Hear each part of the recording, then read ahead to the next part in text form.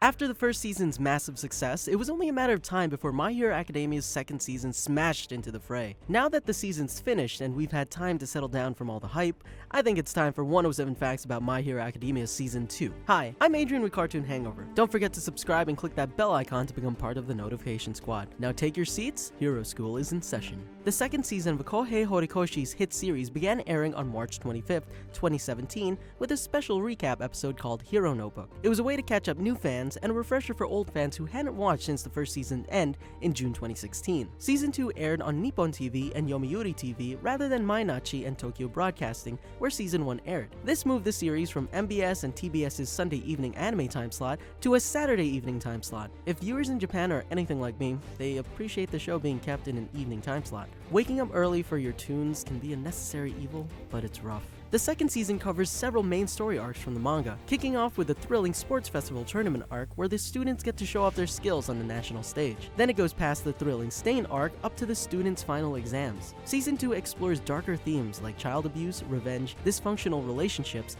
overwhelming defeat, and the curse of undesirable quirks. But the show always has a way of revealing the silver lining as characters reckon with their realities and find ways to move forward. A more positive theme throughout the show that's been heavily reinforced in Season 2 is the idea that combat prowess isn't everything when it comes to being a great hero. All the darker themes are used to highlight the character's willingness to overcome their obstacles for the greater good. This brings us to the big question that drives all these themes. What is a hero? According to animation director Umakoshi, this complicated question and the introduction of the hero killer Stain pushed the story's development into plus ultra this season. Not only do we get to see different interpretations of the answer from heroes and villains alike, the question drives both the arcs and seems to be part of the broader plot of the show as we learn more about the world and history of My Hero Academia. Speaking of building the world, let's take a dive into the nitty-gritty production side of things to find out what it takes to make a show of this caliber. First of all, it's important to note that the episodes of this season were made on a production cycle, starting with the first season's 13 episodes, 24 episodes for Season 2, and probably 13 episodes for the third season, which is in the works. Kenji Nagasaki continued to direct the show at Studio Bones with scripts overseen by Yosuke Kuroda, who worked on the long-running Tenchi Muyo series and has experience writing for a series with a very different take and tone on people developing sewer powers, as Cryen. Yoshihiko Umakoshi also returned as the character designer and chief animation director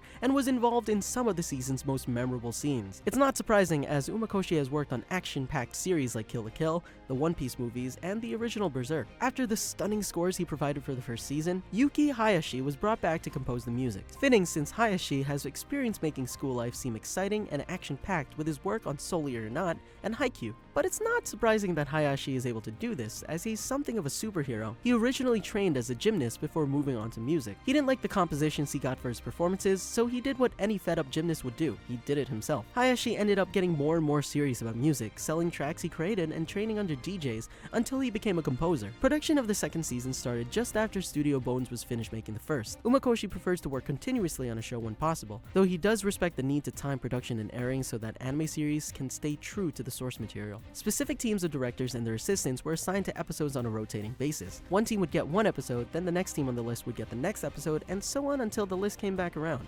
Animation director Umakoshi has admitted that because most of their projects had to be back-to-back, the teams had little time to recuperate. But the constant cycle of work was necessary to keep their artists consistently employed on the show and to keep the creative engines running. They were making episodes so fast, in fact, that it became a real fear that the anime would catch up to the manga much sooner than expected. It's crazy how such a high-quality anime could be made so quickly and without an assembly line approach. The schedule was so tight that the third episode of the season, in their own quirky ways, required 3 animation director assistants on board instead of the usual 2. The episode is a fast-paced race to the finish showcasing the unique skills of several characters, new and old alike. Despite, or maybe because of, the super tight schedule, the team stayed way ahead on Season 2's production, which was a noticeable positive. The extra time allowed for the animators to better plan and polish their scenes. The results, as those of you who have already seen the action-packed season can attest to, were well worth the maddening production cycle. Right from the get-go, the sports festival arc was considered to be a high-on-calories production. That is, it demanded a lot of animation power and resources. The arc, which is the first to prominently include students from other classes, introduces a lot of new characters, skills, and situations that challenge the show's creators. For example, the cavalry battle in the 4th episode was a difficult scene to animate, which was one of the 2 reasons why the animation in this episode never gets too complicated. The scene includes multiple characters carrying other characters and battling it out, meaning there were a lot of moving parts. It's also likely they were saving resources in order to ramp up for the climactic tournament portion of the sports festival. Not to say that the previous episodes weren't visually pleasing. In the cavalry battle, Bakugo's flight scene was storyboarded very well, and the animation team when Team Mineta went on the offensive was awesome. One animator, Kosuke Kato, actually did some of the animation on paper, which is very rare in this day and age. The tournament portion of the sports festival was perhaps the most anticipated event of the season, and to live up to the hype, an immense amount of work was put into every frame. The stakes for Deku and Todoroki's duel were so high in fact that Umakoshi himself corrected many of the drawings of the key animators. Special care went into assigning specific animators to parts that would highlight their specialties. For example, Takahashi Hashimoto, which specializes in effects animation,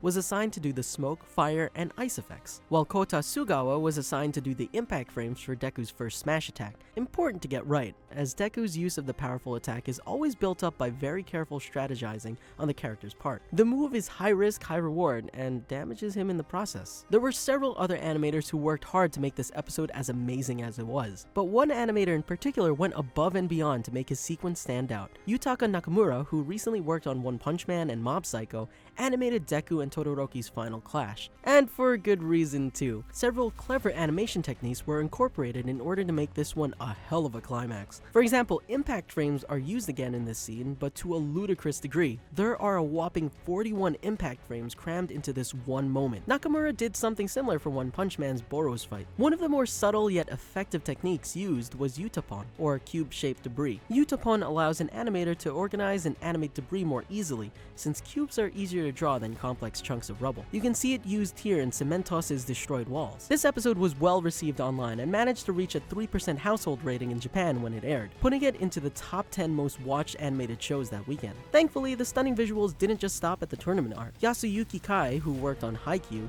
was the action supervisor for Deku's training scene with Gran Torino. We can see a lot of his influence in the snappy movements and even the poses. Some 3D was used in the same episode, and storyboard artist Tomo Okubo did a great job staging the scenes so that the characters interacted with the background seamlessly. Another hyped event was the battle against Stain in episodes 29 through 30. These episodes not only had excellent action choreography, but also used some interesting style choices. Rough lines and exaggerated shadows were used to push the intensity of the students' encounter with the hero killer. Some of the frames focusing on Stain were drawn to imitate ink brush work. The artist drew Stain this way to give him a wild force of nature feel, while also capturing the intensity that Horikoshi drew into the original manga panels. The force of nature character theme was pushed further during Stain's final speech, which was animated in front of a giant red moon and streams of red and black lines. This is an excellent example of stylistic adaptation, given that the manga only used gritty black lines in the background. The crew also used compositions that would emphasize Stain's dominance through the use of extreme low angle shots during the tense and harrowing fight scenes. More 3D was used in these episodes, and again to create a closed-off 3D space. The alley may go only 2 ways, but an emphasis was put on the verticality of the 3D space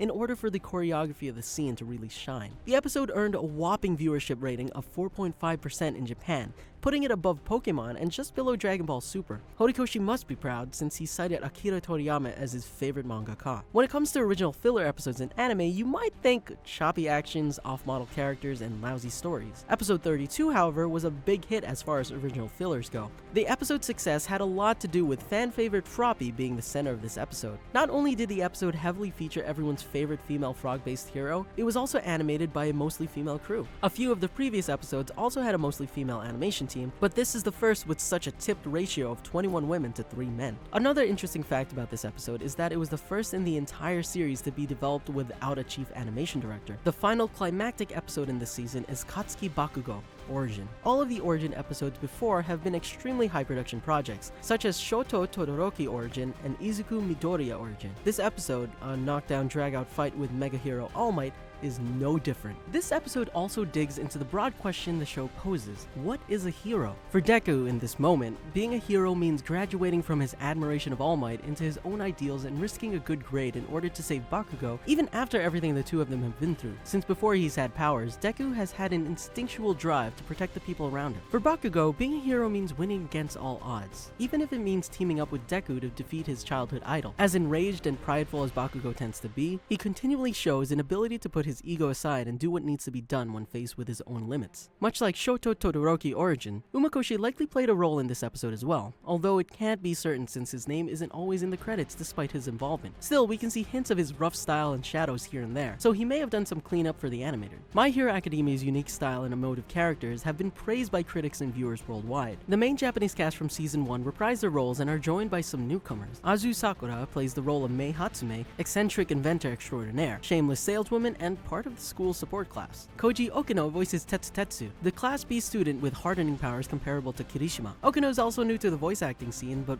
boy does he have a lovely yelling voice. Saki Ogasawara, who voiced Nina from the Girls in Panzer film, plays Itsuka Kendo, the strong big sister figure from Class B. She's the one who's always keeping everyone in check and knocking out the cocky Neito Monoma, who's voiced by Kohei Amasaki. He recently played Jun Furuya in Surezure Children and bit parts in other popular shows like Food Wars and Fairy Tail. Miho Masaka voiced Ibara Shiozaki, a My Hero Academia mix of Poison Ivy and Bayonetta. Izuku's new mentor, Gran Torino, is voiced by Kenichi Ogata, as much a veteran as a voice actor as his character is as a hero. He's been in the business since the 1970s and has had roles in Ranma 1/2, Detective Conan, and Inuyasha. Speaking of Gran Torino, he shares a name with the Ford Torino, possibly related to his speedy jet quirk, and with a 2008 film featuring Clint Eastwood, which could be related to his old age. Back to the cast, new villain Dabi was voiced by Hiro Shimono, who recently did the voices of Connie Springer in Attack on Titan and Taka Yamane in Surezure Children. Himiko Toga is voiced by Misato Fukuen. You might recognize her as Edna from Tales of Zestiria or Sakura from Street Fighter. Finally, there's voice actor Go Inoue, notable for his performance as a camera operator in episode 31.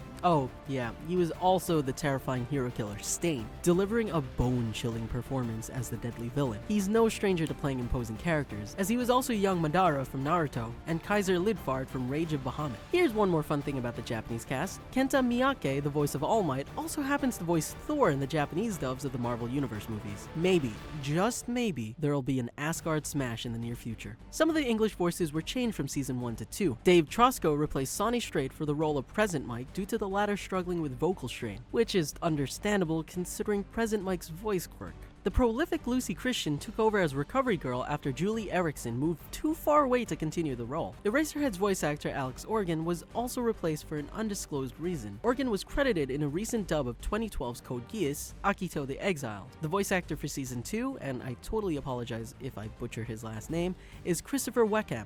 As for the returning English cast, Chris Sabat, the voice of All Might, and literally everyone you know in shonen anime, relies a lot on the character's expressions due to the fact that all of the actors for the dub record separately and are therefore unable to act off of each other. Impressive given the range of All Might's expressions, Sabat has to glean materials from both of All Might's very different looking forms. However, Sabat has praised the range and depth of emotion the characters are animated with. He said of the show in an interview, "It's one of the few shows I've worked on where you might not even need to hear the line you're dubbing to understand and feel what these characters are like. So I've gotten a lot more character information from the animation than I normally get, especially from a shonen anime." Sabat is also reading his lines blind. He stopped reading the manga just after the Stain arc and has no idea what all the foreshadowing surrounding his character is about. Impressive, since this doesn't take away from the foreshadowing and sense of foreboding conveyed in All Might's character as the season wraps up. That could be in part due to the guidance of the ADR director, who gives directions for the English voiceover artist, COLLEEN CLINKENBEARD. An experienced voice actor herself, she helped the cast navigate through the awkward pauses and syllabic differences in the English translations. She also made sure that the emotions portrayed through the voices were appropriate for their scenes. For example, CLINKENBEARD guided Justin BRINER, Deku's English voice actor,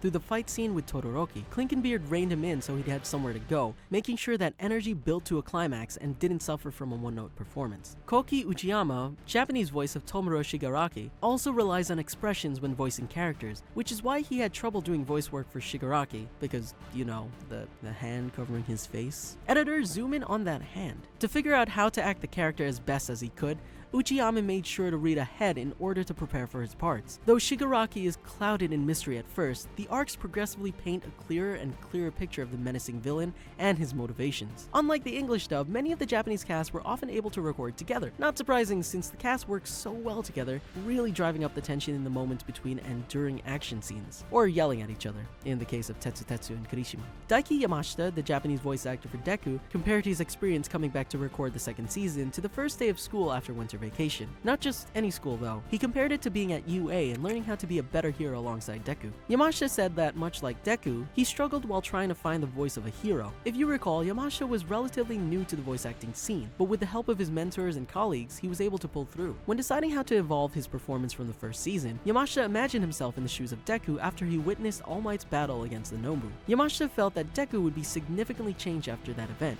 so he put more courage into his voice than before. As a fan of the series himself, Yamashita was extra motivated for season 2 because many of his favorite scenes from the manga were in it. He mentioned the sports fair arc in particular as something fans should look forward to. Opposite Yamashita, Nobuhiko Akamoto had a different kind of struggle when voicing Bakugo. Because Bakugo is always at 100% rage mode, sometimes to comical extents, Okamoto often found himself with nowhere else to go emotionally at first. Okamoto didn't want Bakugo to sound one-dimensional, so he stuck in a bit of vulnerability into his voice to show that the hothead is struggling internally with his anger, regret, irritation, and perhaps even some kindness. Appropriate, since Bakugo is constantly exploding with feelings. One of Okamoto's favorite parts about Bakugo is his vulnerability. He enjoys the challenge of portraying Bakugo in the scenes where he just can't win despite his obsession with victory. Given the amount of complexity Hoshikori hid in Bakugo's character, we think the performance is pretty impressive. According to Okamoto, he and Yamashita often come out of the voice recording booth exhausted. He compared recording to a grueling but satisfying workout, or a cathartic crying session. Yes, he cried while playing Bakugo. That's telling of how much emotion he puts into portraying his explosive yet misunderstood kid.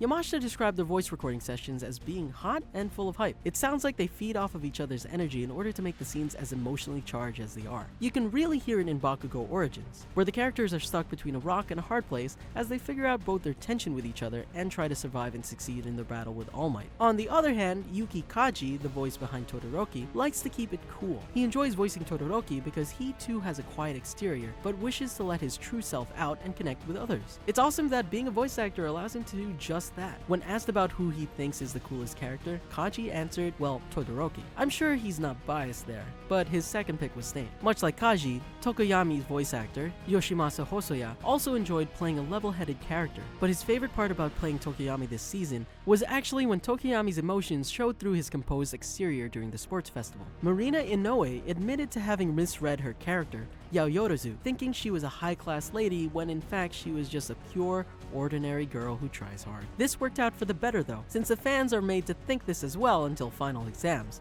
where her vulnerabilities are shown. Ayane Sakura, voice of Ochako Uraraka, found inspiration in her own character when voice acting. The bittersweet line where Ochako says, "Deku-kun, let's meet in the finals," affected her a lot and pushed her to new emotional heights. During her recording, she kept telling herself, "I'm not going to lose." But despite the mantra, both she and Ochako knew in their heart that they wouldn't be making it to the finals. It was this connection with the character and her futile hope that helped her pull off such a heart-wrenching performance. Sakura's favorite character trait of Ochako was her positive emotions towards her family and Deku. Sakura felt that those positive feelings made Ochako strong, and she loved the character for it. Ida had quite a bit of character development this season. His voice actor, Ishikawa Teru, had some trouble transitioning from comic relief to revenge-fueled rogue hero. Because Teru was having a bit of trouble, he was given some direction to push him along. He was asked to imagine what it would feel like to have someone precious to him killed. In true comic relief fashion though, Teru became saddened by the thought and went for a Sabi approach instead of a rage-fueled one they were looking for. Eventually he was able to pull through by mixing sadness and anger into a volatile and difficult to contain performance. The emotional struggle can be heard clearly in the scene where Ida is in the hospital with his brother. From then on, Teru went for straight anger in his performance up to the encounter with Stain. If he could have any quirk he wanted, Chris Sabat said that he'd want the power to remember anything or the power to stop time. Those are some functional superpowers, but personally I'd like something a bit more flashy, like Bakugo's explosions or Aoyama's sparkling laser. Speaking of All Might, did you know that he's Japanese despite the very Western look and theme he has going on? Even the names of his special moves are in English and reference the United States. Texas Smash, Detroit Smash, New Hampshire Smash. Frankly, I'm surprised he even knows where New Hampshire is. I bet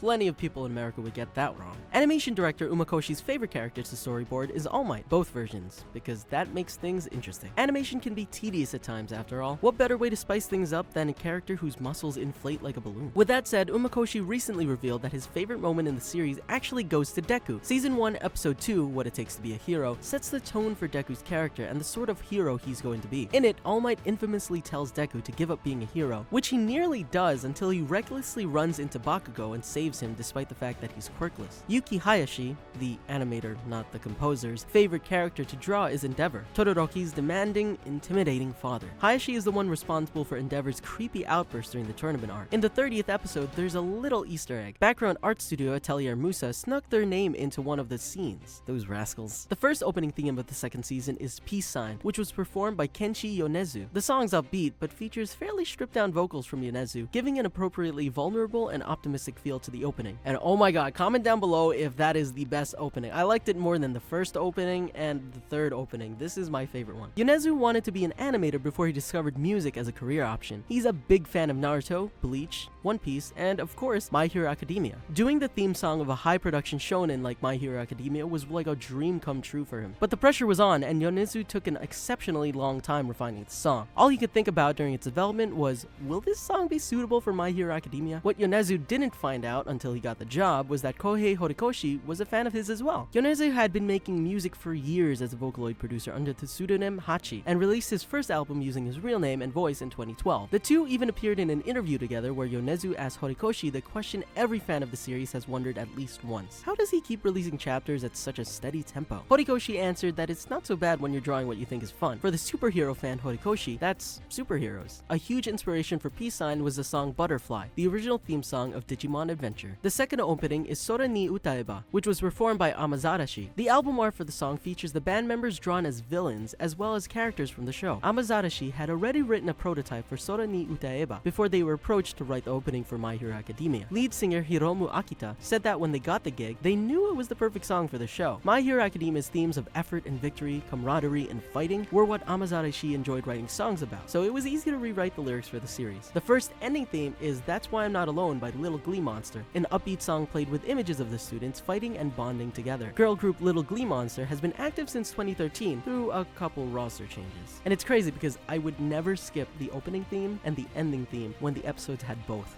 It was just so good. The second ending theme, Still My Hero, was performed by Lisa, who had done many themes for Sword Art Online, Fate Zero, and Unlimited Blade Works. Lisa too considered the question, what is a hero? In order to write a song dedicated to not only My Hero Academia as a show, but also its characters. Lisa said that she empathizes with Bakugo a lot because it seems like his anger comes from regret. This could be apt, as Bakugo is often seen after losses or half-victories wishing he could be stronger. While writing the song, Lisa imagined what it would be like if Deku were to sing his honest feelings to Bakugo. In a way, this is a song dedicated to Bakugo from Deku. A 2-CD collection of music for Yuki Hayashi was released on September 6th. The cover features Deku, Bakugo, Todoroki, Ida, and surprisingly, Aizawa-sensei rocking out. The theme was Male English Cultural Festival. Season 3 of My Hero Academia was confirmed late this September, but you didn't really think they were going away, did you? The third season will likely follow the same schedule as the previous seasons, which all aired new episodes in April. If you really can't wait, there are 15 volumes of manga, 9 of which have been released, for you to sink your teeth into in the meantime. There's also a new My Hero Academia video game coming out for PS4 and Nintendo Switch called My Hero Academia One Justice. It seems the new title will be an action game, and screenshots featuring Deku and Tomura Shigaraki have already been released. This has been 107 Facts about My Hero Academia Season 2. Let us know what you thought in the comments below. Don't forget to click that bell icon to become part of the notification squad. We have videos dropping constantly, so make sure to subscribe. Also, thank you for sharing your Cartoon Hangover with us.